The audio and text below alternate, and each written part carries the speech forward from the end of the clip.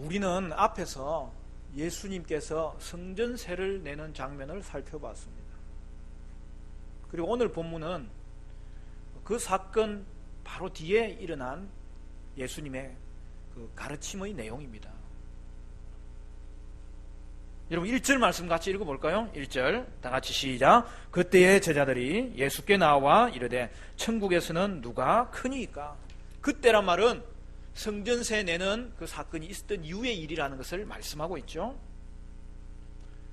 여러분 예수님은 성전세를 내는 문제에 대해서 설명하실 때에 가장 먼저 언급한 게 뭐예요? 예수님 자신과 제자들이 하나님의 아들들이라고 설명하시면서 백성이 임금에게 세금을 낼 때에 그의 아들들은 내지 않는 것처럼 너희는 내지 않아도 된다는 저들의 신분에 대해서 말씀해 주셨어요. 그리고 오늘 본문의 내용이 나오는 것입니다. 결국에 오늘 본문 이전에 또 다른 일들이 하나 있었던 것 같아요. 그것은 뭐냐 하면 그들이 천국의 아들들이라는 것을 알고 나니까 그 천국에서 누가 높은 지위를 차지할 것인지에 대해서 서로가 주장하였고 그것으로 말미암아서 다툼이 일어났던 것 같아요. 그래서 그들이 예수님께 누가 천국에서 큰 자인지를 물었던 것입니다. 여러분 지금 예수님의 제자들과 함께 걸어가는 여정은 어떤 여정입니까? 그것은 16장에서 예수님께서 자신의 교회를 세우리라고 선언하시고 십자가를 통하여서 그 일을 이루실 것이라고 예고하시면서 지금 예수님의 여정은 제자들과 함께 예루살렘에서 고난받으시고 죽으시기 위해서 올라가는 길이에요. 그런데 그 예수님의 순환과 예수님의 죽으심에 대한 예고를 듣고도 제자들은 예수님에 관한 관심은 어디 간 데도 없고 오직 자기들이 높은 지위를 차지할 수 있을 것인지에 대한 그러한 자신들에 대한 관심에만 머물고 있더라는 것을 오늘 본문이 배경으로 깔고 있는 거예요. 제자들이 예수님께 천국이 어떤 자들을 크게 해줄 것인지 그것을 물었을 때 그것에 대한 대답으로 오늘 예수님은 길다란 이 가르침을 허락해 주시는 것입니다. 흔히 오늘 본문을 공동체 설교라고 이야기합니다. 여러분 마태복음에는 예수님의 설교 묶음이 5개가 나와요. 물론 예수님이 사역을 하시면서 설교하시고 설교하시면서 사역하셨겠지만 마태복음은 그걸 이렇게 묶어서 전해주기를 원했어요. 그래서 예수님의 말씀 묶음, 그걸 소위 강화라고 하는데 설교 묶음이 5개가 나오는데 여러분 그 중에 첫째가 뭐예요? 우리 그동안에 3가지 살펴봤어요. 그 유명한 산상설교죠. 두 번째는 파송설교예요. 제자들을 파송하시면서. 세 번째는 천국 비유예요. 비유설교죠. 그리고 네 번째가 오늘 본문의 공동체 설교입니다. 그리고 뒤에 한 가지 더 남은 게 있는데 그게 뭐냐면 종말론 설교예요. 그러면 공동체 설교는 무엇을 말씀하는 것입니까? 여러분 여기서 공동체는 교회를 말하는 겁니다. 이미 16장에서 예수님은 교회가 신적 기원을 가지고 내가 내 교회를 세우기 위해서 이 땅에 왔고 내가 그 교회를 세우기 위해서 죽을 것이라고 선포하시면서 이 땅에 하나님의 나라가 교회를 통해서 임할 것이라고 말씀하셨습니다. 그래서 오늘 본문에서 여러분 이 땅에 임한 그 하나님 나라인 교회가 어떤 공동체를 이루어야 되는지를 말씀하고 있는 것입니다. 그러므로 제자들이 천국에서 누가 큽니까? 이렇게 이야기할 때 이 천국은 미래에 들어갈 천국을 말하는 게 아니에요. 지금 예수님이 왕되심으로 말미암아 이 땅에 천국이 임한 거예요. 교회가 천국 백성이고 교회가 천국의 전초 기지가 된 거예요. 따라서 교회는 천국 백성의 모습이 나타나야 된다는 거예요. 예수님은 오늘 본문에서 세상이 줄 수도 없고 세상이 행할 수도 없는 그러한 공동체 생활의 원리를 가르쳐주고 있습니다. 이것이 예수님이 교회에 대한 관심이 어떠한지를 보여주는 것이고, 우리가 교회에 대해서 어떤 관심을 가져야 되는지를 보여주는 것이죠. 오늘 본문을 보면 교회에 대한 참으로 의미 있고 또 화려하고 현란한 가르침들이 이렇게 모아져 있는 걸 볼 수 있습니다. 여러분, 교회 생활을 어떻게 하면 잘할 수 있을까? 오늘 본문대로 하면 돼. 우리가 교회에 오면 어떤 유익을 얻을 수 있을까? 오늘 본문에 다 담겨져 있어요. 우리가 교회를 통하여서 이루어야 될 책임은 또 뭐냐? 오늘 본문에 다 담겨져 있어요. 여러분, 그러면 천국에서 큰 자가 누굽니까? 그때 예수님은 어린아이 하나를 부르십니다. 그리고 설명하는 거예요. 우리 2절 3절 같이 읽어볼까요? 2절 3절 다 같이 시작. 예수께서 한 어린아이를 불러 그들 가운데 세우시고 이르시되 진실로 너희에게 이르노니 너희가 돌이켜 어린아이들과 같이 되지 아니하면 결단코 천국에 들어가지 못하리라. 교회 공동체를 향하여 하시는 말씀이 어린아이들처럼 되라, 어린아이들처럼 되라, 그렇게 말씀하시는 거예요. 당시 유대사회는 여러분 어린아이를 지위가 낮은 그러한 단계로 취급하고 힘없는 자, 약한 자로 취급했습니다.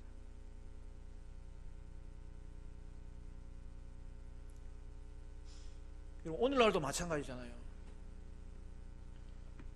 여러분 약장수 아세요? 옛날에는 시장에 가면 참 볼거리가 많았는데 약장수가 막 마술을 하면서 맨 마지막에는 이제 약 팔라고 하는 건데, 근데 이 약장수가 약 팔 때 제일 먼저 하는 일이 있어요. 사람들이 많이 모이면 맨 먼저 하는 말이 뭐예요? 애들은 가라. 이 목소리가 안 되네.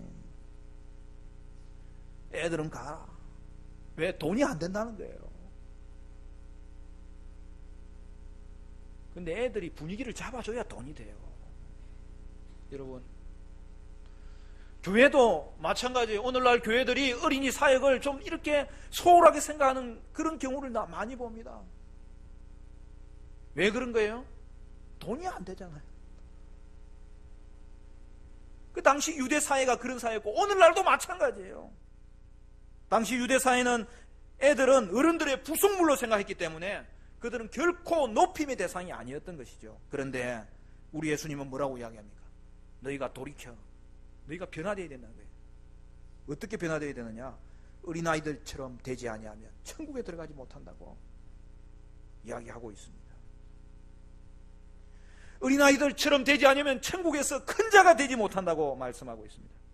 여러분, 어린이날은 방정환 선생님이 만든 게 아니라 우리 예수님이 먼저 만드신 거예요.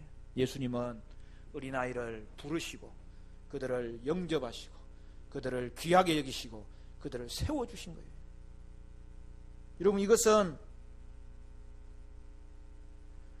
지위에 관심을 가지는 이 세상 원리와는 완전히 반대예요. 도리어 낮아지는 데 관심을 가지는 천국 원리를 적용하라는 것이죠. 따라서 공동체 생활의 근본 원리는 어린아이들처럼 되는 거예요.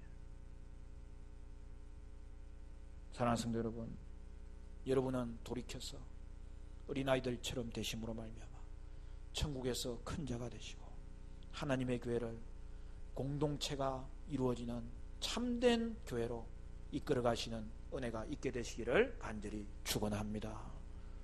그러면 공동체 생활 원리는 어떤 것입니까? 첫 번째로는 어린아이처럼 겸손하라는 거예요. 여러분 4절 5절 같이 읽어볼까요? 다 같이 시작. 그러므로 누구든지 어린아이와 같이 자기를 낮추는 사람이 천국에서 큰 자니라. 또 누구든지 내 이름으로 이런 어린아이 하나를 영접하면 곧 나를 영접함이니. 여러분, 공동체 생활의 첫 번째 원리는 자신을 낮추어서 교만하지 아니하고 겸손하라는 거예요.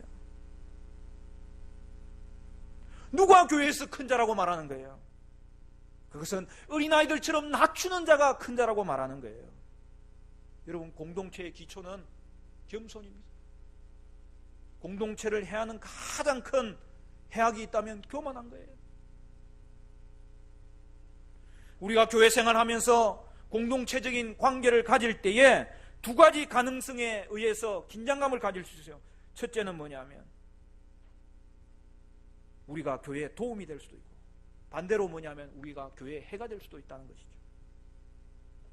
여러분, 교회에 해를 끼치는 것은 어린아이들처럼 약한 자가 아니라는 거예요. 교회에 해를 끼치는 것은 언제든지 교만한 사람들로 말미암아서 하나님의 교회가 큰 해를 당하더라는 거예요. 여기서 어린아이들처럼 되라고 하는 이 어린아이들을 높여주는 그 이런 속성이 무엇입니까? 이런 왜 어린아이들처럼 되라고 하는 거예요? 어린아이의 어떤 속성이 예수님으로 말미암아 어린아이들처럼 되라고 이렇게 말씀하게 한 것입니까? 애들이 순수하기 때문에 그렇습니까? 그렇지 않아요. 오늘 본문이 어린아이들처럼 되라고 하는 어린아이의 특징은 단 하나입니다.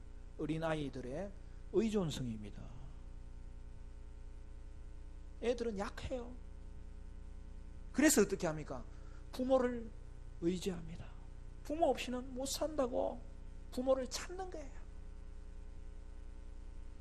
바로 이 의존성으로 말미암아서 자신을 낮추는 겸손이 나오는 거예요. 여러분, 그렇지 않습니까? 여러분, 애들이 순수해요, 안 순수해요? 우리 애는 순수하고 다른 애는 안 순수합니까? 애들이 순수해요, 안 순수해요? 순수한 것 같은데 헷갈린다니까. 그래서 애들도 빨리 회개하고 성령 충만 받아요. 우리가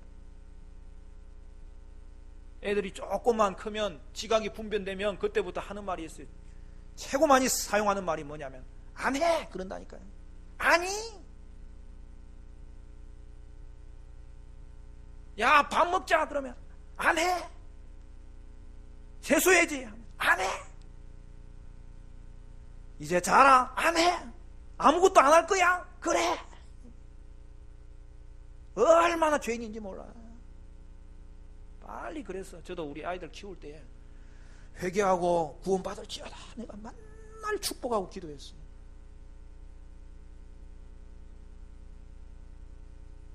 여러분, 우리 아이들이 자라면서 가정생활에서, 교회생활에서 신앙교육 잘 받아서 빨리 회개하고 주님 앞에 돌아와야 되는 거예요.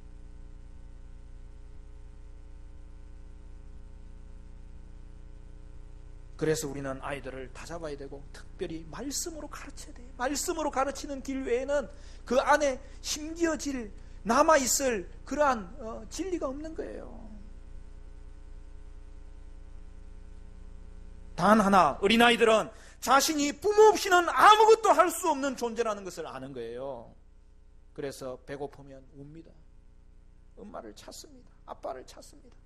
부모와 함께 있기를 그렇게도 원합니다. 그리하여서 부모를 의지합니다. 이것이 어린아이의 겸손으로 자신의 약함을 아는 그 의존성에서 나오는 겸손인 것입니다.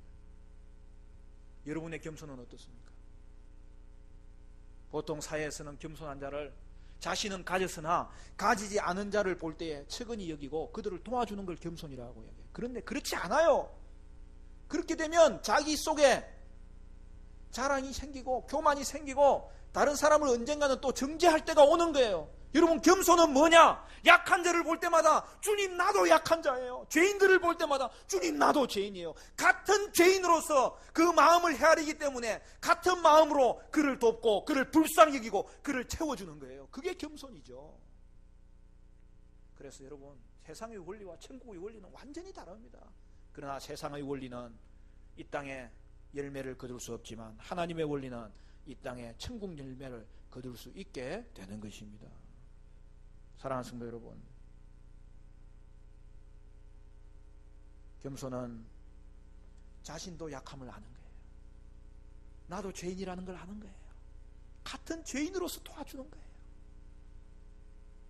내게 주신 것은 하나님의 은혜라는 것을 알고 내게 맡겨주신 것은 하나님이 주셨다는 것을 알기 때문에 그것으로 하나님의 구경사업을 위해서, 그리고 내 자신의 가정을 든든히 세우기 위해서, 그리고 하나님의 교회를 든든히 세우기 위해서 청지기 역할을 감당하게 되는 것이죠. 여러분,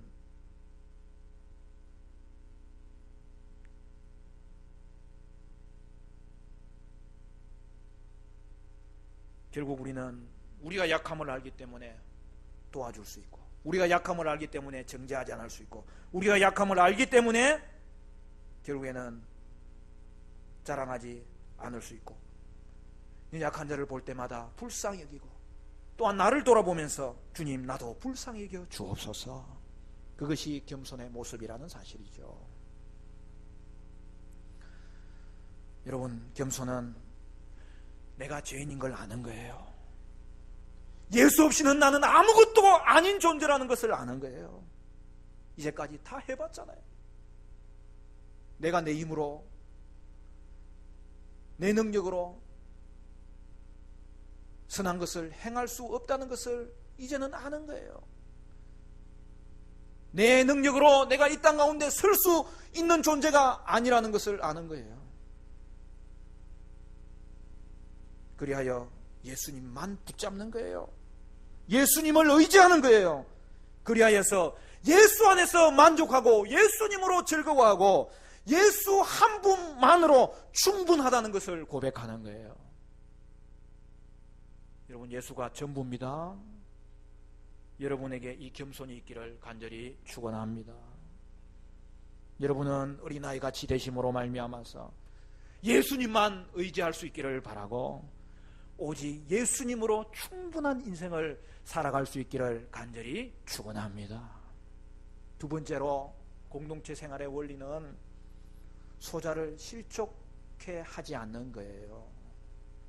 오늘 6절 말씀, 7절 말씀 같이 볼까요? 시작. 누구든지 나를 믿는 이 작은 자 중 하나를 실족하게 하면 차라리 연자 맷돌이 그 목에 달려서 깊은 바다에 빠뜨려지는 것이 나으니라.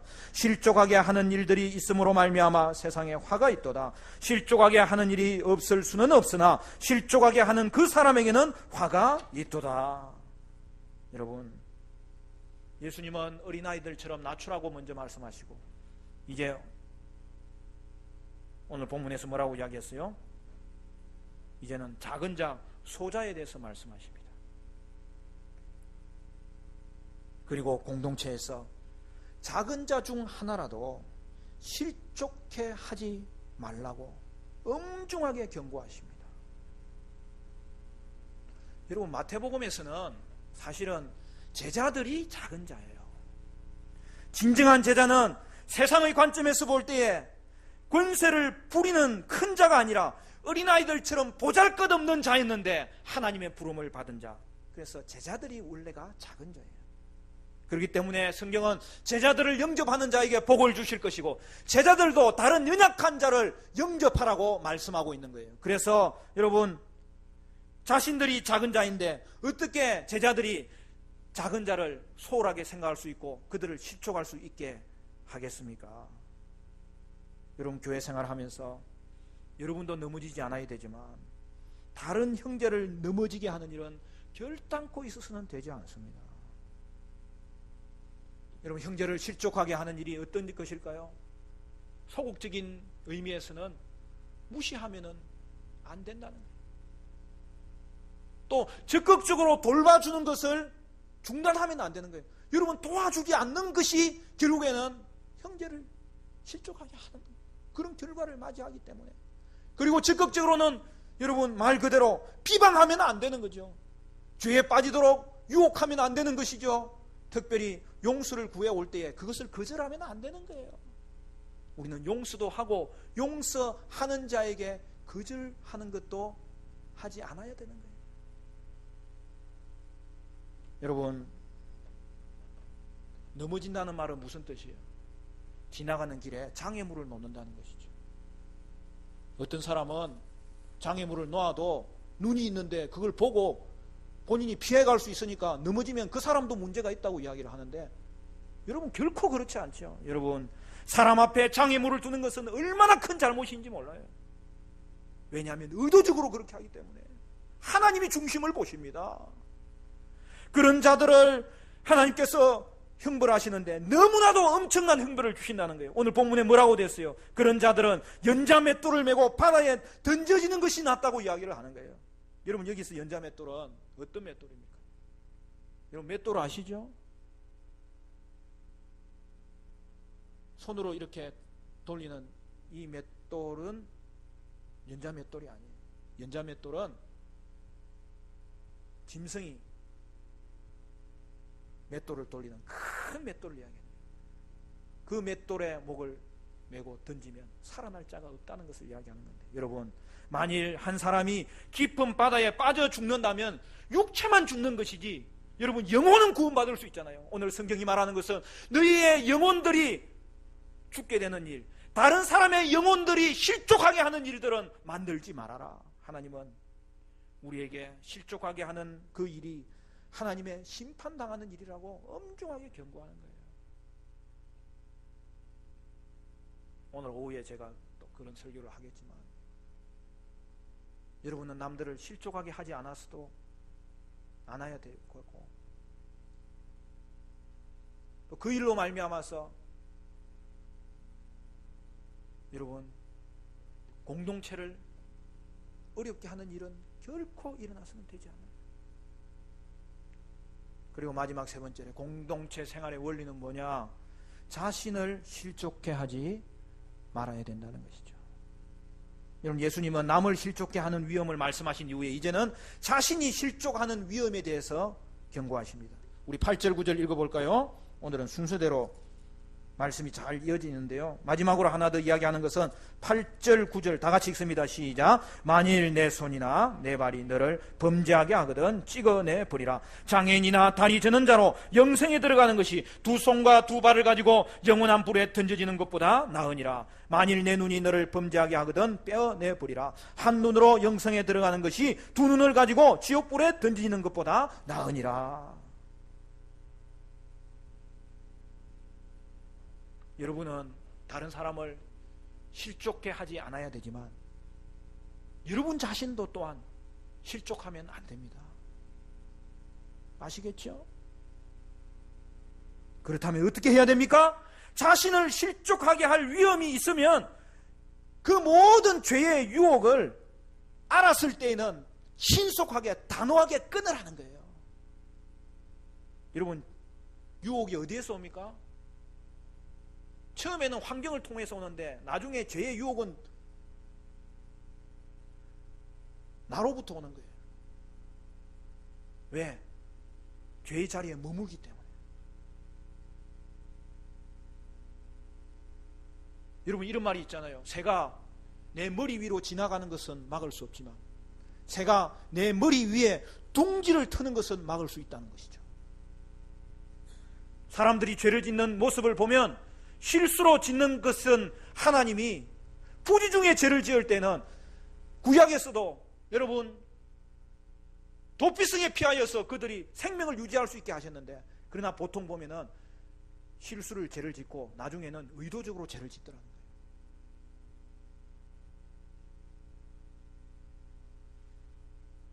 내 머리에 둥지를 트는 새에 대해서는 내버려 둘 것이 아니라 제거해야 되는 것이죠.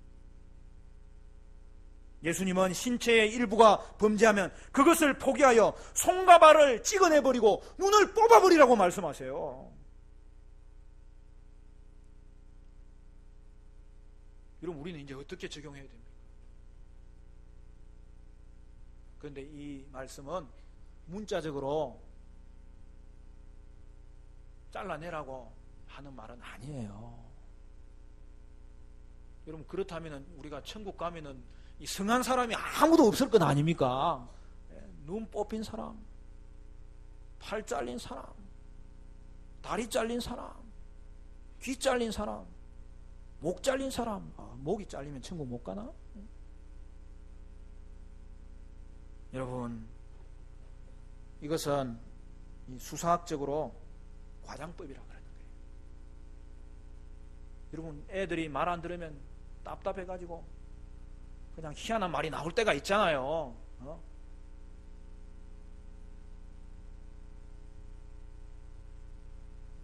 애들이 말 안 들으면 열받아서 진짜 열받으면 너 죽여버린다 그러잖아. 우리 집에서는 그런 말 안 합니다. 그래도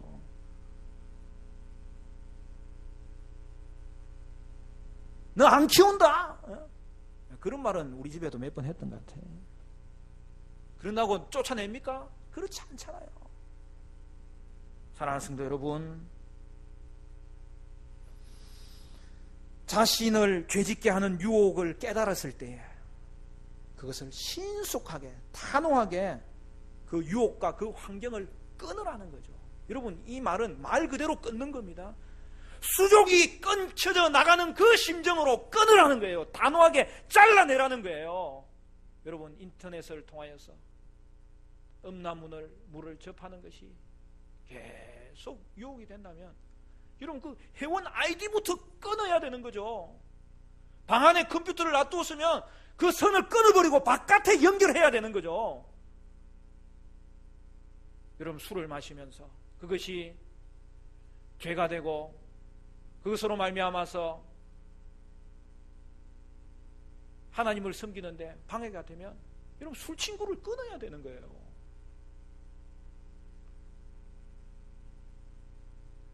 친교하는 모임이 있어서 주일에도 골프를 치어야 되고 아니면 친교하는 모임에 가야 되고 운동 모임에 가야 되면 여러분 어떻게 됩니까? 그 친교 모임을 끊어야 되는 거죠.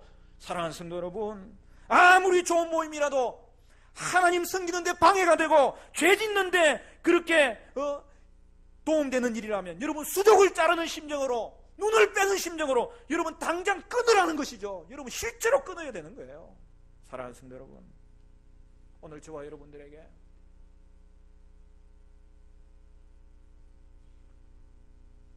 우리의 수족이 잘려가는 심정으로 죄로 말미암아 유혹하게 하는 것을 단호하게 끊어서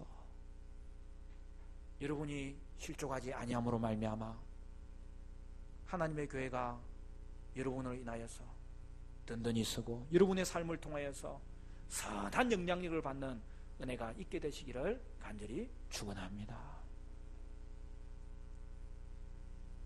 우리 교회는 그렇게 하는 사람 많아요.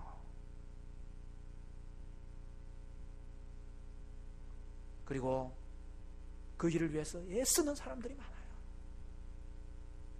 그럴 때에 자신도 살고 공동체를 환하게 밝히더라는 거죠. 성도의 공동체 생활의 원리는 세상 원리를 적용하는 것이 아니라 천국 원리를 적용하는 거예요. 가장 먼저 어린아이들처럼 자신을 낮춤으로 말미암아 교만하지 아니하고 겸손해야 되는 것입니다. 그리고 형제를 실족하게 하는 일에 대해서 그것이 얼마나 심각한 범죄인지를 알아야 되는 것입니다. 그리고 형제를 실족케 하지 않을 뿐만 아니라 자신도 넘어지지 않기 위해서 죄의 유혹과 환경을 끊어야 되는 것입니다. 여러분, 교회는 공동체이기 때문에 약한 자에게 더 관심이 가야 되고 어린 자에게 더 힘을 보충해 주는 일들이 있어야 되고 그리고 작은 자가 큰 자가 되는 곳이 교회입니다. 그리고 그들을 섬기는 자가 큰 자가 되는 곳이 교회입니다. 여러분, 우리 교회는 하나님 나라, 하나님의 통치가 임하여 아름다운 공동체를 이룰 수 있기를 간절히 바랍니다. 우리 교회는 약한 자들이 올 때마다 환대하고 영접하고 환영하는 교회가 되어야 돼요. 특별히 새 가족이 교회에 들어오면 그들을 이제는 예수 가족이 되었으니까 내 가족으로 생각하고 귀하게 여기며 예수 가족의 영적인 어린아이를 마음을 들여서 돌봐 주어야 되는 것인데 여러분이 먼저 언제든지 다가가시고, 여러분 해표 식용유 알죠? 그 해표 식용유 보면 얼마나 환하게 웃습니까? 환하게 웃으면서 다가가서 안아주고 축복하고 이끌어주고 가르쳐주고 보충해주고 기다려줘야 되는 것입니다. 마태복음 18장 우리가 계속 몇 번 나눌 거예요. 이것을 통하여서 저와 여러분이 다시 한 번 더 천국 공동체를 이루는 일에 결단하며 감사하며 누릴 수 있는 은혜가 있기를 바라고, 여러분을 통하여 어린아이처럼 낮추심으로 천국에서 큰 자가 되고 천국 공동체를 세우게 되는 이 놀라운 은혜가 임하게 되시기를 주님의 이름으로 축원합니다.